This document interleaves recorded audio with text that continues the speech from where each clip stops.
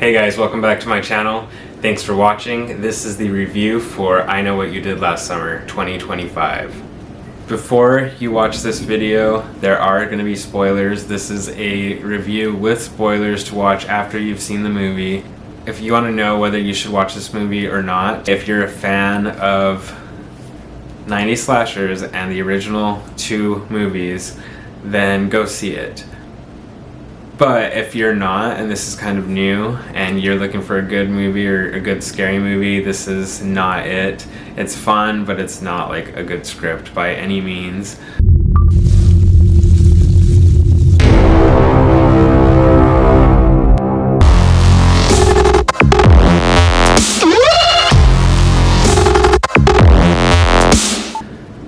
This movie was a hot mess, and I do mean that in a good way. You know, I don't usually do reviews on movies unless I like them. This one, I'm not doing the review necessarily because it's like so amazing that I felt like I had to do a review. I actually didn't love it, and it's a very bad script, but I do kind of love the movie regardless because of all the throwbacks. It's a really fun kind of movie, and to be honest, I do think like you're gonna get something more if you're a fan of the original movies. They do a lot of throwbacks to like 90s slashers, so I got like Scream vibes, the original I Know What You Did Last Summer, and even Urban Legend. Like I felt like I had little hints of all those movies kind of peeking in. So the storyline follows pretty much almost exactly the same storyline as the original I Know What You Did Last Summer movie, and it has to do with Reaper's Curve. So it's kind of cool that they brought Reaper's Curve back into that, which is what they call that corner. The script wasn't very original. I do wish that they would have kind of come up with a new way of an I Know What You Did Last Summer situation, not the exact same like car crash on the same hill. That was almost like, you know, unbelievable. You want to, in a horror movie, you want to suspend your disbelief, but you also don't want to have like a script that's so bad that it's hard to do that. So the fact that it was like the same hill, the same exact story, it's like how unlikely is that? Don't even get me started with the ending. I'll get there when I get there, but yeah, I didn't love the ending either. But I would just say the script writing was pretty unoriginal. What I did like though was some of the lines were fun. The actors were really great, and something about Madeline Klein is really captivating to watch, I think, on screen. And a lot of them were really great, but like particularly the male actors also. I forget the guy's name, but I'll put a picture of him. This guy. He really kind of blew me away with his performance. He was totally like a Barry character, and he was kind of like macho guy, angry, but he was really fun to watch, and his kill was really cool. One thing that I do feel that I liked about this movie were the kills, and you know, in most slashers I feel like you always get a bigger kill with like the females. They usually go through more, they're more scared. You see a lot more acting in that sense from like the females, and there was a good female chase scene in this movie, but I feel like a lot of the violence that you saw was directed towards males, and I was wondering if there was like some kind of subliminal messaging there. You know, at the end we also find out the killer's Ray, and I didn't like that at first. It seemed, you know, kind of like a betrayal for the character. Again, maybe not good writing, but I sat with it for a bit, and I do think it's a bold move. So it's kind of fun, and you know, if they wanted to do something different, if they didn't want to copy Scream exactly, like they've kind of been known as a copy of Scream, then if they were to copy it, they would have just killed Ray like they killed Dewey in the Return, the Legacy Return. But they didn't. They made him the killer, and I thought that was kind of a bold twist, and they kind of foreshadowed it a bit. I did like Julie's speech. She's a professor, and she's saying how trauma can change people, and if you don't deal with your trauma, it will catch up to you. And so Ray has been dealing with his trauma, or not dealing with it, and it's caused him to maybe obsess a bit. Maybe he's like obsessed with Julie, or obsessed with like the past or what happened to them. His motive wasn't very strong, but you know, at the end, whenever Julie realizes that it was Ray, and she kind of sees that picture where Ray and Stevie were together, and she realizes that like Ray was the helper. I think there would probably be more to that backstory. Like, you know, she was married to the guy for so long, and who knows, I don't remember how long they've been divorced for. I don't know if they said that in the movie, but she probably saw some signs. You know, if he's turned out to be this like unstable killer, there's probably warning signs before he started killing people. So who knows if he was like violent with her or just aggressive with her, but it's an interesting dynamic. Something that I thought could have been explored more, you know, just to make it more believable. As far as Stevie being the killer, that was just like weird. It kind of reminded me of like the urban legend aspect of like her boyfriend was killed, so she's like getting revenge because her boyfriend was killed in a car accident caused by her friends.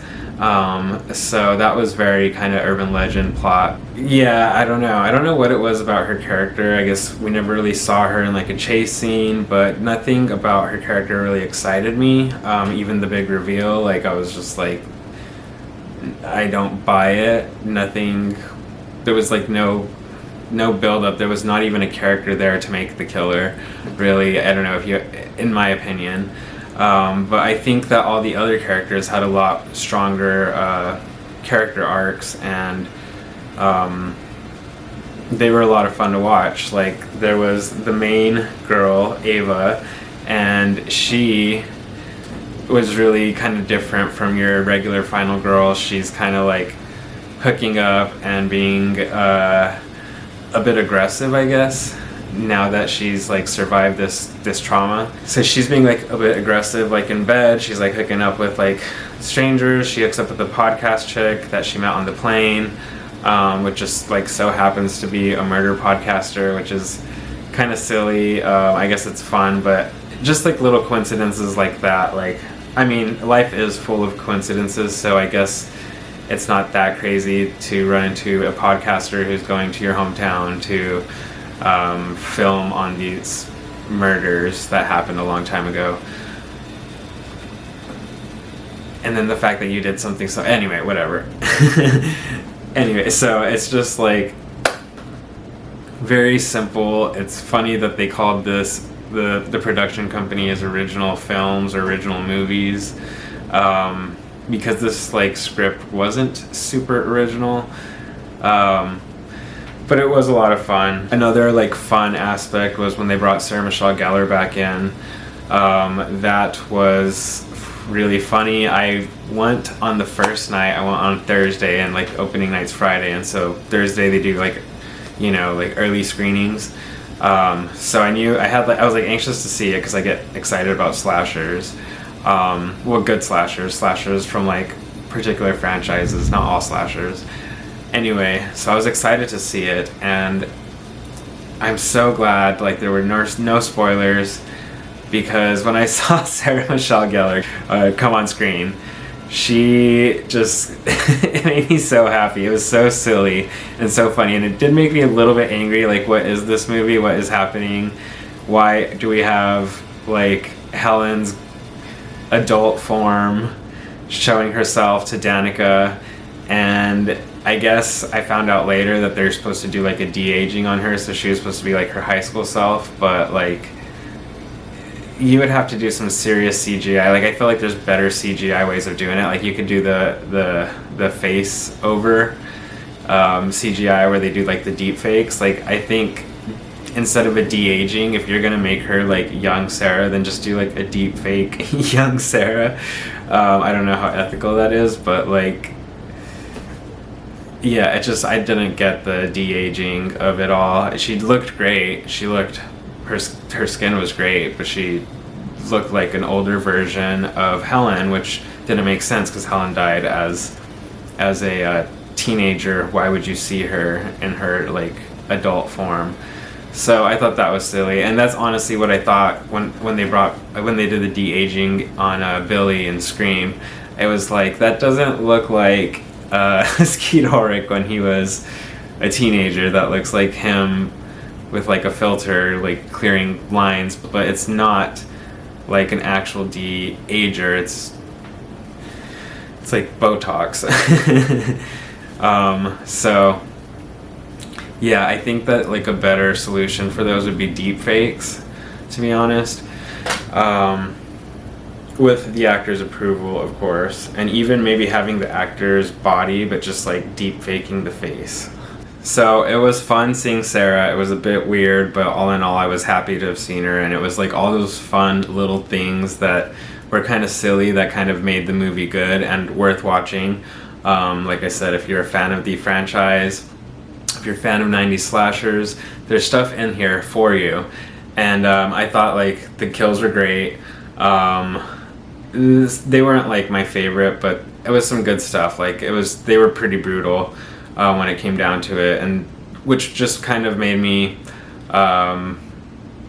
which was a cool like thing to see, to imagine like Ray being that brutal. That was kind of fun. And he did some good acting at the end too. Freddie Prinze Jr. really pulled off like the killer, and I thought it was gonna be, I thought it might be Ray, obviously, because the girl pointed out when she took the mask off, she saw who the killer was. She didn't take the mask off, she took the hat off. But that was kind of reminiscent of Scream when Casey pulls the mask off and she sees who the killer is. So the podcast girl sees the killer and she says, "You," like she knows who it is. So that could have only been, people that she knew from the Legacy, or the people that she met in the car, which would have been Ava, which obviously wasn't Ava, or her boyfriend, I forget what his name. So I thought it was going to be either him or Ray. Like it was either one of them two. So that kind of gave it away really easily. But then again, I wasn't like certain, so it was still like a fun aspect of like wondering who it would be. But when they killed off the boyfriend, I guess I kind of like figured it was going to be Ray. It was cool to see Freddie Prinze Jr. acting psychotic, and I think he did a great job. Seeing Jennifer Love Hewitt back in her role was really great. I would have hoped she would have been in it more. I'm like a sucker for the originals, so like if she was in this movie like 50-50, that probably would have made me happier, like 50-50 with the younger cast. But she showed up at the end too, and she like helped Ava get away from Ray. But yeah, I didn't have a lot of fun with the ending either. I found it kind of boring. It was on a boat, which was reminiscent of the original. I don't know, I like a more exciting ending, maybe a little more blood. They did gut Danica, and she went overboard, and she ended up surviving, and I guess that was to say, like, how many people loved Sarah's character and were, like, upset that she died, and Danica was really kind of like a Sarah character. She was, a little bit of,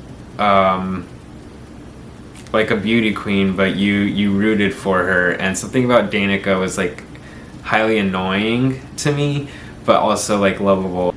But yeah, I found her to be a great actress actually, but also like a little bit of an unlikable character, and still I didn't want her to die, so that says something. With the ending, with the like very end scene, how they're sitting on the beach and they mention, none of this would have happened if men went to therapy. I thought that was a bit silly and maybe like, like take down the patriarchy kind of vibes, which is kind of what I was wondering if that was like a point of the movie, because I mentioned the brutal kills were all males, like the two brutal kills that you see were done to men. They make Ray the male lead from the last two films, the villain, and then they have that whole like line about men needing to go to therapy, and this is all like based on men's trauma, and maybe like a part of that is true. I think on the original film, like the men kind of didn't step up and really kind of persuaded and pushed the plot of them getting rid of the body and not wanting to ruin their futures. And somebody brought up a point. I watched a few review videos, and someone brought up a point about the original movie and how, you know, these teenagers made like a life-altering decision, and they actually like threw someone they knew was alive into the water, and they murdered someone. Pretty much they kind of killed someone. And on this one, it wasn't as black and white. It was more of a gray area where they tried to rescue him. So yeah, I do think men have a big role to play in this, but I found it to be like preachy for no reason. Because on this one, like, it was a complete accident and they all tried to save the person. Nobody was like a bad guy per se, of, you know, trying to influence the other ones that they were going to do a criminal act and kill someone. And in the first movie, they were more like that. So maybe this was just an homage to those men, but the messaging was kind of subliminal to me. It seemed like they didn't like men. So yeah, whenever I did see that Ray was the killer, I didn't love it at first. I already said that, but yeah, it just felt kind of like cheap to me. I thought they like are ruining a character. They're not being true to the character. But as I sat with it more, it was cool to see more of a performance from Ray. I think his story was almost more believable than Stevie's. Not to say that his was believable, but they're both just like such bad motives. Ray's was a little bit better, and his acting kind of pulled that off with like the anger you saw at the end. That's always going to be what pulls it off, is the acting, right? So I'm okay with that now. All in all, I thought it was like directed beautifully. I liked the cinematography.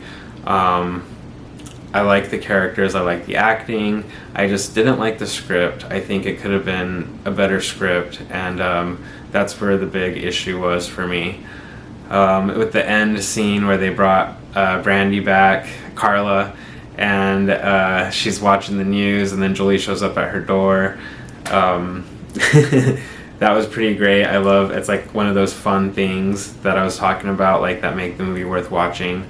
Like, again, you have to be a fan of the franchise to get that reference.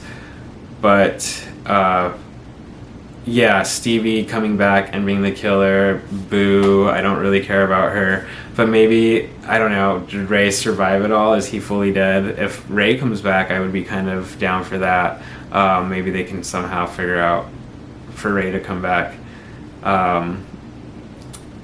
He's pretty dead, right? I don't think Ray's gonna come back. That sucks. But yeah, I would have been down to see like an angry Ray.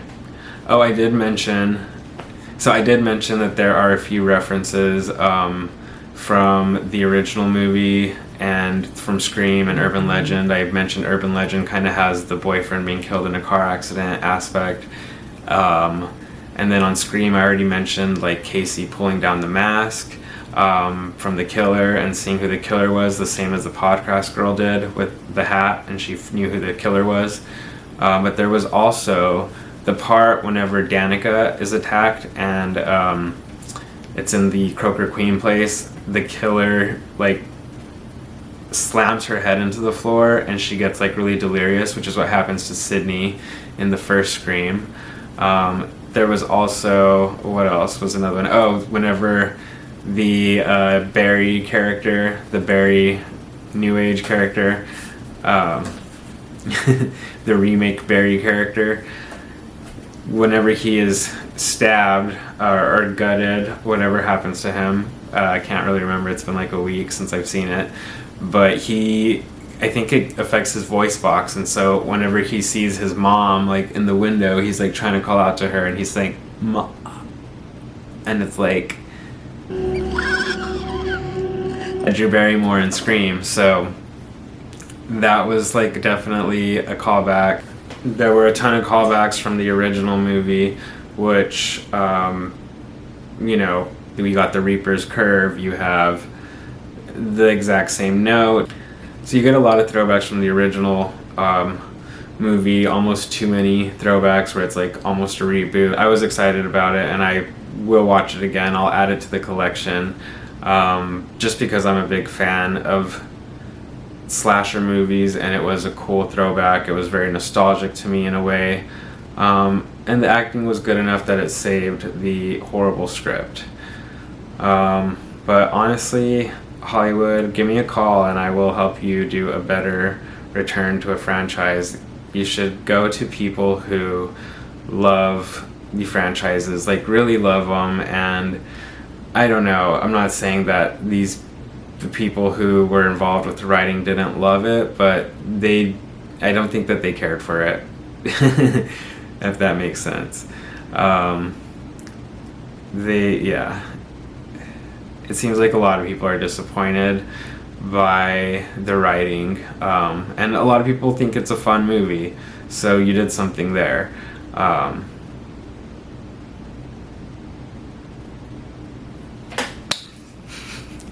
Well, that's my review on I Know What You Did Last Summer 2025. I am just comparing it to the first two movies, and I didn't really see the TV show or the third sequel. The TV show isn't really in the same kind of franchise because it's a completely different story, so I don't really even need to talk about that. But the third one is supposed to be The Fisherman, just in a supernatural aspect. It's Ben Willis returns as a ghost killer. So I hear it's terrible, and I have not really any desire to watch it. But if you have seen it, if anybody likes it, can you tell me if it's worth a watch? And maybe I will check that one out just to see Ben Willis return, because I didn't know that was Ben Willis. I just thought it was some weird monster. But then more recently I found out it's actually Ben Willis's ghost. Still pretty stupid, but maybe I should watch it. Anyways, what did you think of the movie? Let me know in the comments below. And don't forget to like and subscribe. And if you want to win a postcard, I guess you aren't really going to win a postcard, but receive a postcard from me. I have a few of them. Go ahead and follow my Instagram as well. It's Tony Monclova. And you can, after you follow me, just DM me and DM me your address and say I know what you did last summer, and then you might receive a postcard in the mail.